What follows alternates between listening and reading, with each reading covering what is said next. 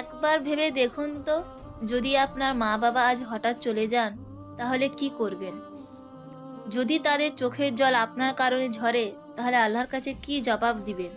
আজকের এই ভিডিওতে আমরা কথা বলবো ইসলামে মা বাবার হক নিয়ে। এমন কিছু সত্য কাহিনী শুনবো যা আপনার অন্তর কাঁপিয়ে দিবে। রাসূলুল্লাহ সাল্লাল্লাহু আলাইহি ওয়াসাল্লাম বলেছেন, জান্নাত মায়ের পায়ের নিচে। কিন্তু আমরা কি সত্যি এই হক আদায় করছি? চলুন শুরু করি। আসসালামু আলাইকুম ওয়া রাহমাতুল্লাহি ওয়া বারাকাতুহু। আমি নাদিয়া বেগম, আর আপনারা দেখছেন নূরের পথে। আল্লাহ তাআলা কুরআনে বলেন, তোমার রব আদেশ দিয়েছেন যে তোমরা তাকে ছাড়া অন্য কারো ইবাদত করবে না এবং মা বাবার সাথে সৎ ব্যবহার করবে। সূরা বনী ইসরাইল আয়াত নম্বর 23। এই আয়াতে আল্লাহ নিজের ইবাদতের সাথেই মা বাবার হককে জুড়ে দিয়েছেন। রাসূল সাল্লাল্লাহু আলাইহি ওয়াসাল্লামকে জিজ্ঞাসা করা হলো, সবচেয়ে বড় ভালো কাজ কোনটি? তিনি বললেন, নামাজ সময় মতো পড়া। তারপর জিজ্ঞাসা করা হলো, তারপর কি? তিনি বললেন, মা বাবার সাথে সৎ ব্যবহার। এক সাহাবী রাসূল সাল্লাল্লাহু আলাইহি ওয়াসাল্লামকে জিজ্ঞাসা করলেন, কে সবচেয়ে বেশি হকদার আমার সৎ ব্যবহার পাওয়ার?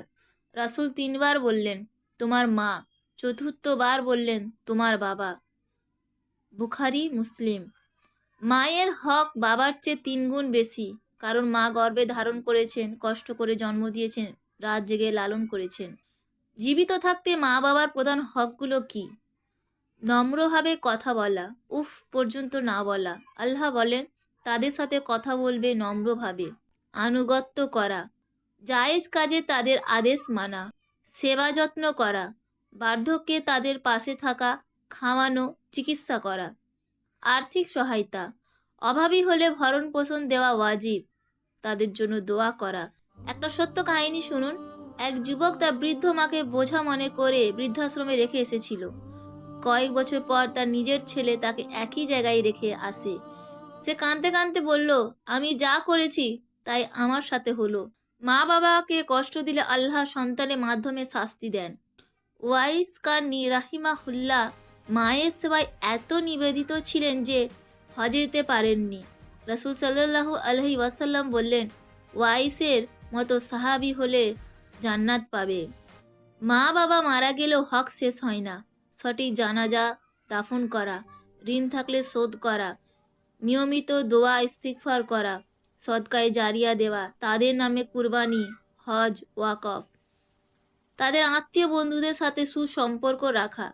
রাসূল সাল্লাল্লাহু আলাইহি ওয়াসাল্লাম বলেছেন, মানুষ মারা গেলে তার আমল বন্ধ হয়, কিন্তু 3টি চলতে থাকে, সদকা ই জারিয়া, উপকারী ইলম, আর নেক সন্তানের দোয়া।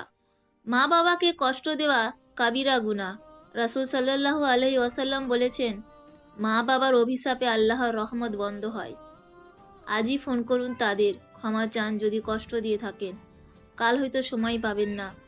একটা ছোট্ট উফ বললেও জাহান্নামের শাস্তি হতে পারে।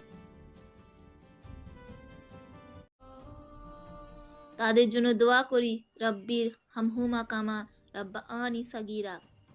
ভিডিও ভালো লাগলে লাইক, কমেন্ট, শেয়ার করুন।